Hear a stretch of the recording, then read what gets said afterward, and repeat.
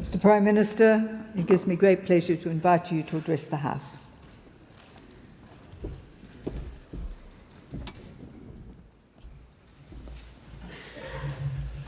Prime Minister Abbott, Madam Speaker, Mr. President, honourable senators and representatives, I am incredibly proud to be here today in Canberra. It is such an honour for a British Prime Minister to address this magnificent Parliament. Overseas visits by Prime Ministers can be about protocol and diplomacy. But coming here is like visiting family. And I don't just say that because my own Australian auntie is watching me from the gallery. There's our rivalries on and off the playing field, our fondness for teasing each other's habits and phrases. Of course, we Poms are known for our bluntness, and we never really get your tendency to beat around the bush and not say what you really mean. We have enormous affection for each other. We may live on opposite sides of the planet, but it is hard to think of another country to which the British people feel so instinctively close. Our ties have been woven not only in the best of times, but in the worst of times. Never more so than in each other's and in humanity's bleakest hours. On Sunday, I laid a wreath at the Cenotaph in London, 100 years since the start of the First World War. And later today, I will lay a wreath in the Hall of Memory at the Australian War Memorial. We will never forget the thousands of Australian troops who stood and fought and fell from Lone Pine to the Somme. I especially think of those who fell in Gallipoli, which I visited as a young man, surrounded by Aussies and Kiwis the same age as me. We joked as we took the boat across the Straits, but as we landed and saw that extraordinary memorial, we all fell silent, moved beyond words by what our forefathers had done together. Those diggers were not just fighting for their country, they were shaping the identity of a new young nation. Next year will see the 100th anniversary of Anzac Day, and Britain will mark it with a special service of commemoration at the Cenotaph. In almost every major conflict for 100 years, we have fought and bled and died alongside each other. In the Second World War, from the ingenuity of the dam busters to the endurance of Tobruk. And in our lifetimes, in Bosnia, Kosovo, Afghanistan, Iraq, ours is an alliance that has been forged in adversity and tested over time. Rugged, resilient, reliable, adjectives that sum up this great nation and its people. There is no more dependable ally when the chips are down.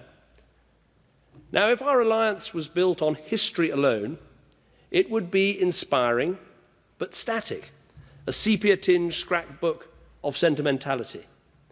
And if it was just built on trade and commerce alone, it would be rich, but lifeless. But it is far, far more than that. Every chapter of Australia's story has been inspiring. I think of your Indigenous culture with roots stretching back millennia. And I feel pride that Aboriginal Australians are now studying at Oxford and Cambridge. And one of those scholars, Leela Smith, is here with us today. Let me acknowledge the original owners of this land, the Ngunnawal people, and pay my respects to their elders, past and present. You have always been a pioneering country, and today you're writing another remarkable chapter in your national story. Your vibrant society, with its citizens drawn from an ever-expanding pool, especially Asia, your thriving economy, 23 years without a recession, your cheerful irreverence, and your conviction that what matters in life is not where you come from, but where you're going to. Your readiness to step up whenever international peace and order is threatened. That is why Britain so admires Australia. You are a can-do country. You want to shape the world you live in, not be shaped by it. And our nations share a similar outlook on life. We never think twice before jumping in to help. Only last month, your foreign minister strode across the room towards me at a summit in Italy. I wondered for a moment whether I was heading for what I'm told we now need to call a shirt fronting. But no, Julie, who is a great friend of Britain, said that Australia would add 100 beds to our Ebola treatment facility in Sierra Leone. Typical Australia, always there with action, not words. And let me say this, what our troops and our health workers are doing on the front line of fighting this disease is beyond brave, and we should be incredibly proud of what they're doing. Our people are as close as ever. More than 600,000 Brits visit every year, and there are 1 million visits to Britain by Australians every year. And I'm pleased that we're making some progress of making that process of visiting easier by cutting the cost of air passenger duty and extending the use of e-gates for regular Australian visitors to the UK. But for a while, our political relationship fell into a state of what William Hague called benign neglect. It's extraordinary to think that no British Foreign Secretary had visited Australia in nearly 20 years. I was determined to change that. Now you've had 3 visits in as many years and a British Prime Minister twice as well. You might start to think we're beginning to overdo it. But the scope for working even more closely together really warrants it. After the tough decisions of recent years, Britain's economy has turned a corner. The fastest growing economy in the G7.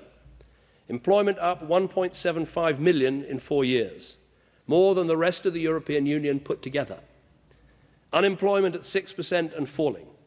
We found again our buccaneering spirit and our determination to seek new markets and new opportunities.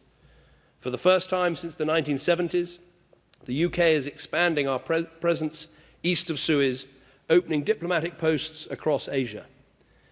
Our economic prosperity underpins our national security, and we're using it to modernize our armed forces with the most modern equipment. New fighters, new hunter-killer submarines, renewing our nuclear deterrent, the Type 26 Global Combat Ship, the world's most advanced frigate, 2 new aircraft carriers, the most powerful the Royal Navy has ever put to sea in its history.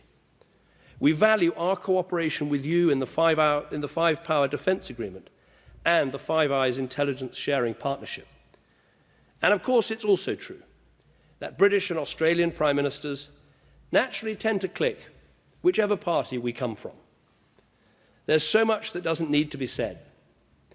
But let me say it is a particular pleasure to work with you, Tony Abbott, a strong leader and a strong friend to my country and to me. And I hope you'll allow me to make a special mention of John Howard, the very epitome of steadfastness and loyalty, who's given me so much wise counsel over the years. And from the other side of the House, I learned with sadness of the recent passing of Gough Whitlam.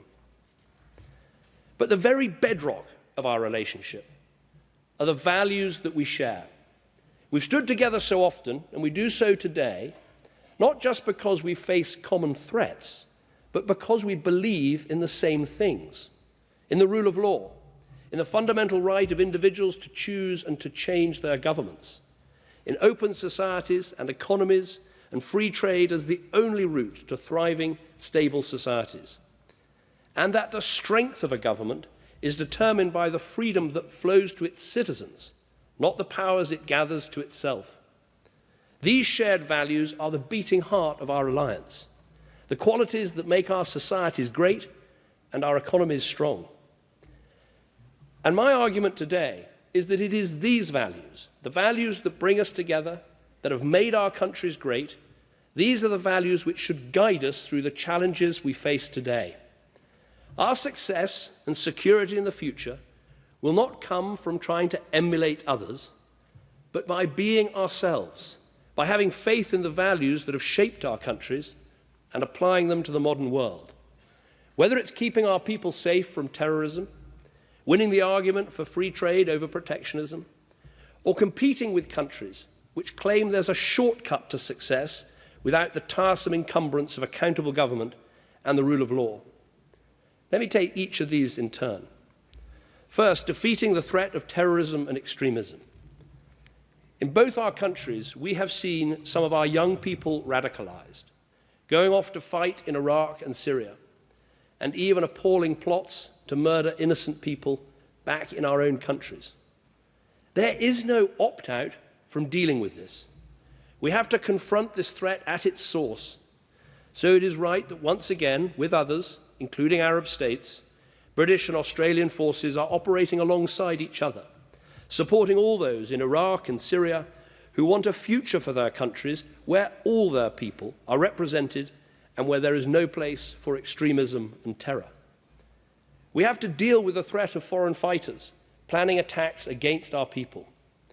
Your Prime Minister has given a strong international lead on this, helping to galvanise the UN Security Council with a powerful address. Later, last month, this Parliament passed new legislation to tackle foreign fighters, and we will shortly be introducing our own new counter-terrorism bill in the United Kingdom. New powers for the police at ports to seize passports, to stop suspects travelling, and to stop British nationals returning to the UK unless they do so on our terms. New rules to prevent airlines that don't comply with our no-fly lists or our security screening measures from landing in the UK.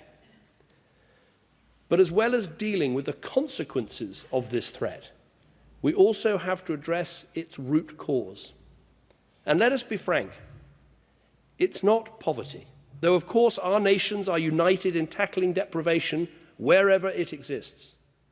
It's not exclusion from the mainstream. Of course we have more to do, but we are both successful multicultural democracies where opportunities abound. And it's not foreign policy. Now I can show you examples all over the world where British aid and British action have saved millions of Muslim lives from Kosovo to Syria. But that is not actually the real point. In our democracies, we must never give in to the idea that disagreeing with a foreign policy in any way justifies terrorist outrages. No, the root cause of the challenge we face is the extremist narrative. So we must confront this extremism in all its forms. We must ban extremist preachers from our countries. We must root out extremism from our schools, universities and prisons. As we do so, we must work with the overwhelming majority of Muslims who abhor the twisted narrative that has seduced some of our people. We must continue to celebrate Islam as a great world religion of peace. A new and pressing challenge is getting extremist material taken down from the internet. There is a role for government in that. We must not allow the internet to be an ungoverned space. But there is a role for companies too. In the UK, we are pushing them to do more, including strengthening filters, improving reporting mechanisms, and being more proactive in taking down this harmful material. We're making progress, but there is further to go. This is their social responsibility, and we expect them to live up to it. And as we confront this extremism together, let us have faith in the appeal of what our modern societies can offer. Yes, the battles for equality of opportunity for every person of every race and creed are not yet fully won. But today, your country and my country are places where people can take part, can have their say, can achieve their dreams. Places where people feel free to say, yes, I'm a Muslim, I'm a Hindu, I'm a Christian, but I'm also proud to be a Briton or an Australian too. And that sense of identity, that voice, that stake in society all come directly from standing up for values and our beliefs in open economies and open societies. One of the greatest threats to our values and to our success is the spectre of protectionism. Too many people still seem to believe that trade is some sort of zero-sum game. It's as if one country's success is somehow another country's failure. This has always been nonsense. Trade enables the specialization that can enrich all. But protectionism is even more nonsensical in the modern integrated global economy, where a mobile phone can have parts from all over the world, where infrastructure investment can be planned in Sydney and delivered in São Paulo, and where the world's largest radio telescope can have its headquarters in Manchester, England, and its field station in Western Australia. If we're to bust the myths that stand in the way of the great new trade and investment deals now before us, we have to tell it to people straight. Opening up trade doesn't cost jobs, it creates them. It doesn't undercut wages. It leads to the productivity gains that help to increase them. Let's start this weekend at the G20 and take these arguments head on. Let's see through an EU-US deal that could be the biggest of its kind on the planet. And while we're at it, let's push for an EU-Australia deal too. Because if we have the confidence to stay true to our values, we can defeat the protectionist arguments and secure huge advantages in prosperity for our nations and for our trading partners all around the world. Finally, there's a more incipient, creeping threat to our values that I want to mention. And it comes from those who say that we will be outcompeted and outgunned by countries that believe there is a shortcut to success, a new model of authoritarian capitalism that is unencumbered by the values and restrictions that we place upon ourselves. In particular, an approach that is free from the accountability of real democracy and the rule of law. I say we should have the confidence to reject this view and stay true to our values. These are the things that make us strong. We are democracies. We don't shy away from self-criticism. We debate our mistakes in public. That can be painful, but it is so powerful. Our free and fearless press shines a light wherever it is needed, without fear or favor. Of course, that can make life difficult, but it helps drive out the corruption that destroys so many countries. Our governments, your government, my government, we lose cases in court because we don't control the courts. But that's why people invest in our countries, because they have property rights and they know that they can get redress from the rule of law and that we have judges who are honest and not on the make. It is no accident that the most successful countries in the world are those with the absence of conflict or corruption and the presence of strong property rights and institutions. It is no coincidence that the big ideas, like Wi-Fi, invented here, or the World Wide Web, invented by Britain, they all come from open societies. Nor is it surprising that many of the world's leading businesses refuse to set up their headquarters in places where their premises can be taken away from them. These attributes, our rule of law, our democracy, our free press, these aren't weaknesses, they are our greatest strengths. In the great sweep of history, sometimes freedom is on the offensive, sometimes on the defensive. In 1988, my predecessor, Margaret Thatcher, spoke to you in Parliament. A year later, the Iron Curtain was ripped away and the Berlin Wall fell. Looking back, it seems inevitable. It did not seem so at the time. Time and again, our leaders called for that wall to be torn down because they had confidence that in the end, freedom would prevail. As our generation fights that battle, we need to resist the idea that says that nations can enrich their citizens while forever bypassing the building blocks of democracy, or that freedom is reserved for certain peoples or nations, or that women don't deserve equal rights and opportunities in every country on earth, or that there are some countries that just aren't suited to democracy. Accountability, human rights, free trade, open societies, these are the values that are the best basis for the fulfillment of human ambitions and dreams, more so than ever in the 21st century. Here in this chamber, and in the House of Commons back in Britain, we sometimes let the brickbats fly. We sometimes say some pretty rude things to each other. We can trade insults and put-downs. Not everyone quite gets it. Walking around in New York a few years ago, a man shouted at me across the street, "Hey, Cameron, I watch you on TV, Prime Minister's Questions. I love your show."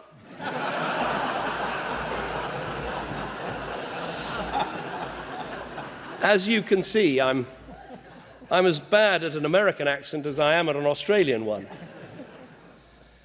The reaction to that I will never forget. It's truth.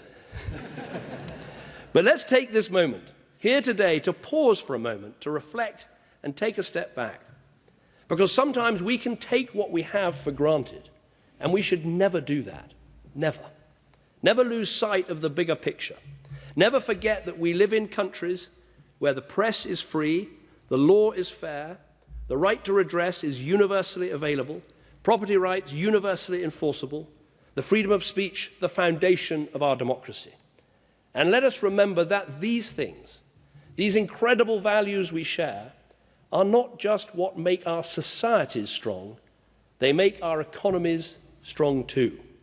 They've made our countries great, and if we have the courage to stand by them, they will continue to do so now and for generations to come. Thank you.